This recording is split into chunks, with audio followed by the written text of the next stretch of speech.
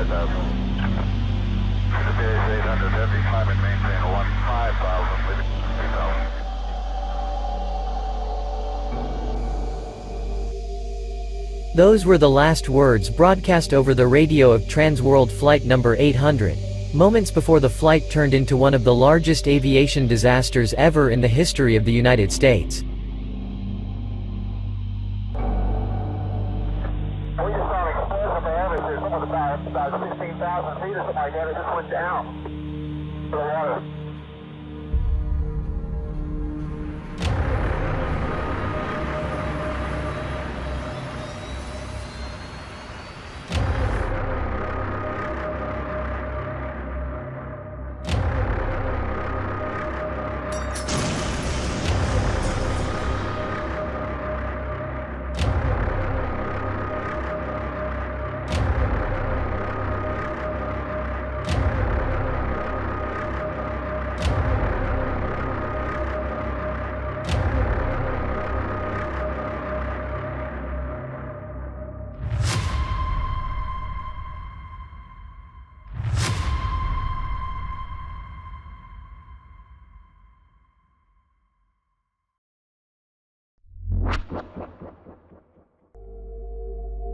July 17, 1996. John F. Kennedy Airport, New York, United States. It was Wednesday, and work at the airport began normally like any other day. At this time, John F. Kennedy Airport was a major hub for the aircraft of Transworld Airlines, known as TWA. Transworld was one of the largest airlines in the United States at that time, and was competing with giant airlines among the largest companies in the United States, such as American Airlines and Delta Airlines. Transworld had a huge fleet of Boeing 747 jumbo jets, the most famous of them all at the time. At that time, Boeing 747s filled the skies, not only for Transworld, but for many airlines around the world. The Boeing 747 plane that was involved in this accident was built in 1971, and it was for the American company Eastern Airlines, but before receiving the plane, the order was cancelled, and Transworld received the plane instead. The plane was one of the first Boeing 747 aircraft to be manufactured, and Transworld operated the plane from its receipt until the day of the accident. The aircraft has logged more than 93,000 flight hours, through nearly 17,000 flights. On July 17, 1996, the plane took off from Athens, Greece, heading to New York, the United States. The plane arrived at JFK Airport in New York shortly after 4:30 p.m. The plane was then scheduled to fly from New York to Paris on Transworld Flight number 800, the disaster flight, and then continue to Rome and Italy. In the cockpit on the upper floor of the plane, there were 4 pilots. The plane's pilot was Captain Ralph Kevorkian, 58 years old, who had worked for Transworld since 1965.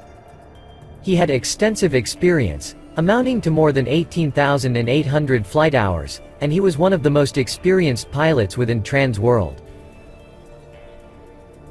On the right seat, sitting next to him was the co-pilot Captain Steven Snyder, aged 57. He also had extensive experience, amounting to about 17,000 hours of flight time. In the back was flight engineer Oliver Crick, who was much younger than the rest of the crew. Oliver Crick was 24 years old and had been hired by Transworld on June 22 of the same year, less than 1 month before the disaster. He was still in training on a Boeing 747, with only 30 hours of flying experience on that plane.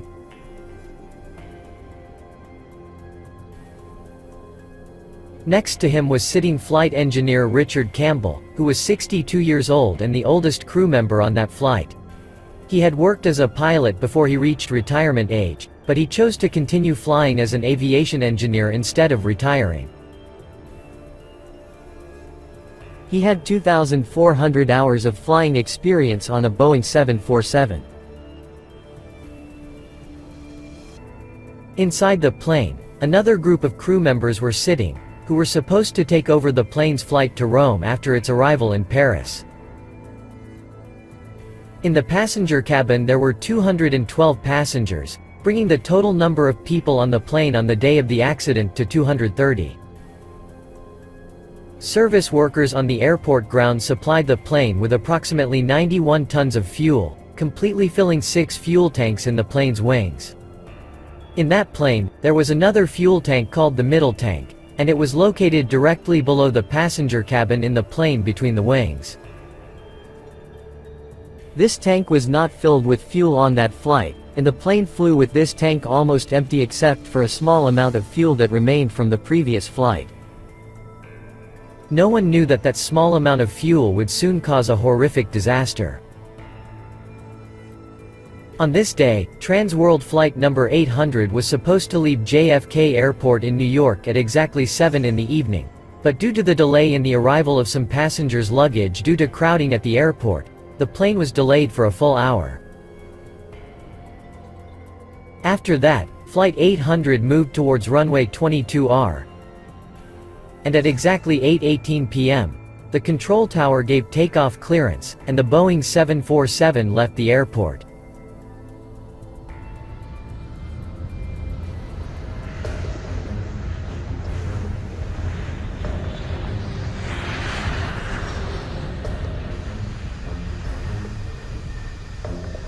After takeoff, the plane headed south towards the Atlantic Ocean, then continued its way east over the water along the coast, after reaching the final flight altitude, 19,000 feet.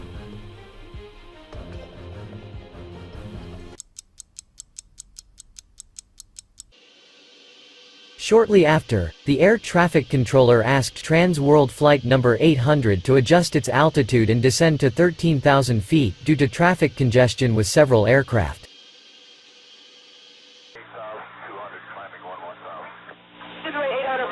Roger, climb and maintain 13,000.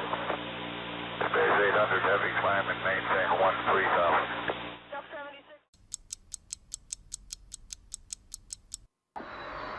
After that, the air traffic controller returned to ask the plane crew to return to an altitude of 15,000 feet. 800, climb maintain 15,000. Space 800, heavy climb and maintain 15,000. This audio recording was the last words recorded for Trans-World Flight number 800, moments before the accident, before the pilots began increasing thrust to climb to an altitude of 15,000 feet, as requested by the air traffic controller. Only seconds after increasing engine thrust, the disaster occurred. A sudden explosion, followed by a crash in the plane's floor in the front part.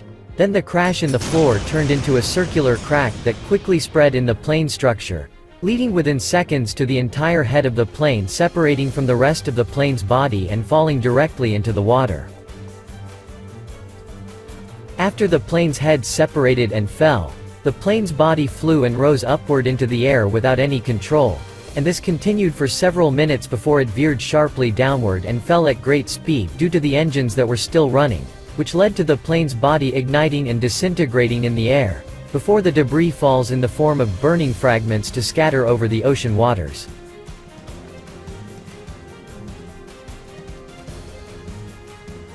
None of the 230 passengers on board survived the accident. Many eyewitnesses on land and in the water witnessed the accident the moment it occurred.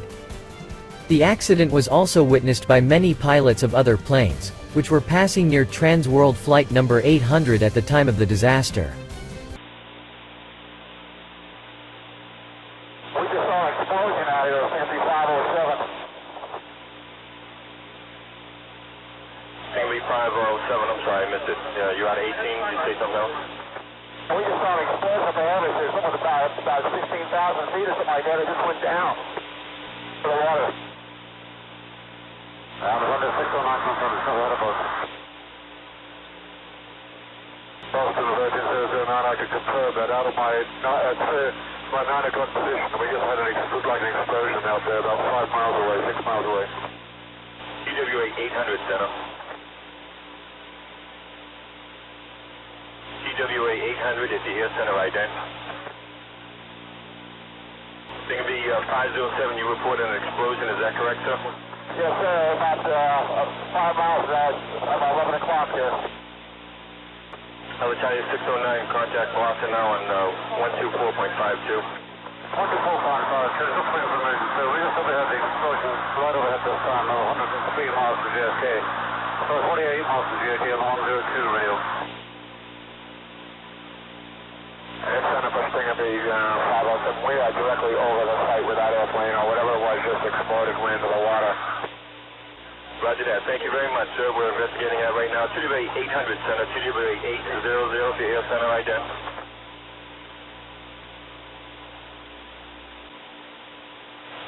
TWA 800 center.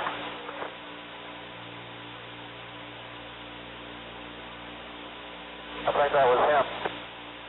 I think so. God bless.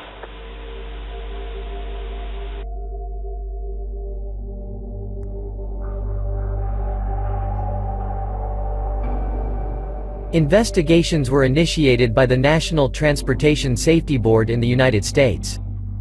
When the investigators began their investigations, the idea of the existence of a malicious work was dominating the atmosphere, but after the two black boxes were found, the investigators began examining the audio recording of the black box of the stricken plane. At first everything was going completely normally, except that just moments before the disaster, a random phrase said by the captain to his assistant caught their attention. "Captain. Look at the fuel flow indicator number 4. See how it moves. What madness is this?" This was immediately before the plane's crew began increasing the engine's thrust to rise to the flight level that the air traffic controller had requested of them, and then the explosion occurred moments later. Investigators had to begin to understand what was happening at the bottom of the plane at those moments. As we mentioned previously, the Boeing 747 has a fuel tank under the passenger cabin and between the wings, unlike the 6 tanks in the plane's wings. The front wall of this tank is known as the front spar. The tank is divided into subsections with partitions called spanwise beams. The volume of the tank decreases as we move towards the back spar. This middle tank had never been refueled in New York before the plane took off. Inside the tank was only less than 200 liters of fuel left over from the previous trip, which is a very small amount compared to the size of the tank. Investigators believe, based on the evidence available to them, that an explosion in this fuel is what led to the crash of Flight Trans-World 800. What caused this explosion? How could that small amount of fuel cause a plane of this size to fall and the head of the plane to separate from its body? Researching the design of the Boeing 747, investigators believe this fuel tank may have been heated by an air conditioning system that ran directly below it. By design of the Boeing 747, the air conditioning system pulls air through the engines to produce cool air that is then distributed inside the plane. Returning to the flight itinerary, the plane's takeoff in New York was delayed for more than an hour due to problems in transporting passengers' luggage. The air conditioning system inside the plane was operated throughout that period, due to the presence of passengers inside the plane. Investigators believe that the small amount of fuel that was inside this tank was heated by this air conditioning system, to the point that it began to evaporate. The fuel evaporated, filling the entire tank with a highly flammable and explosive gas. As part of the investigation into the accident, investigators recreated the same conditions inside the middle fuel tank of another plane, and ran the air conditioning system underneath for a full hour, only to be surprised when the temperature of the gas inside the tank rose to 53 degrees Celsius. While it is scientifically known that aviation fuel is highly flammable at only about 38 degrees. In this way, the fuel tank effectively turned into a huge bomb underneath the plane, just waiting to be ignited. However, this fuel cannot ignite without an ignition source inside this closed room. So how did this fuel ignite and explode? A theory emerged during the investigation, stating that an electrical spark may have come from inside the fuel tank itself. In an airplane this size, there are miles of wire running across the entire length of the plane. There are countless wires running through every part of the plane, feeding the passenger cabin and cargo areas, as well as regulating the operation of the fuel tanks themselves. One of these sets of wires was for the fuel quantity indicator system, which tells pilots how much fuel is inside each of the plane's tanks, and it actually passes through the tank.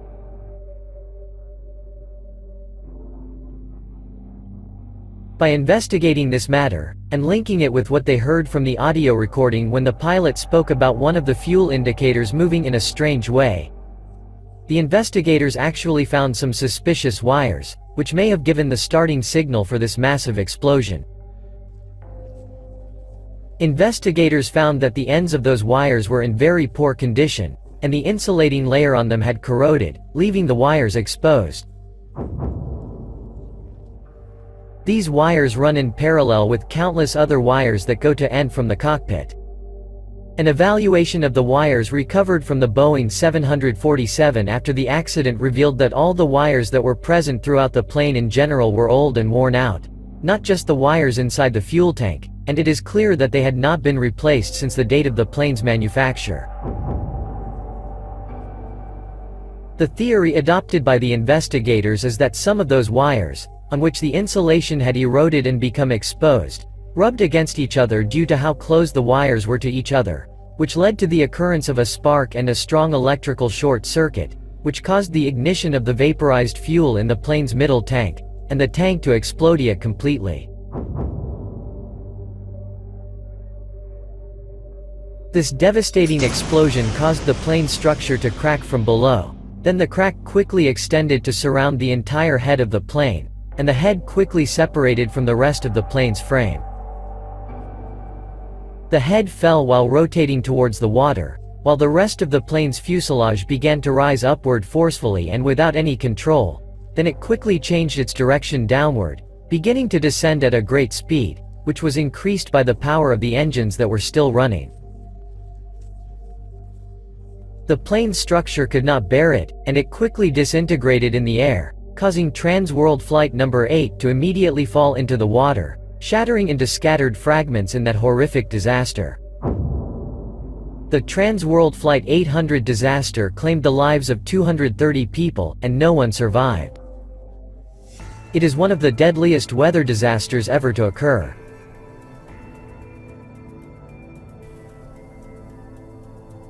At the end of the investigation, the National Transportation Safety Board recommended that aircraft be equipped with a nitrogen safety system to reduce the flammability of fuel tanks. The purpose of this system is to get rid of the oxygen inside the empty tanks and replace it with nitrogen, because nitrogen is not flammable and will not cause an explosion. Measures were also taken by Boeing to prevent something like this from happening again, and they completely redesigned the fuel tanks on the Boeing 747. Trans-World Airlines ceased operations permanently in 2001. Likewise, the Boeing 747 aircraft, although their design was modified, gradually disappeared from the sky. Thanks for watching. We are honored by your opinions, suggestions, and support in the comments. And do not forget to subscribe to the Flight X channel and activate the notification bell to receive all new updates. See you in another episode. Bye.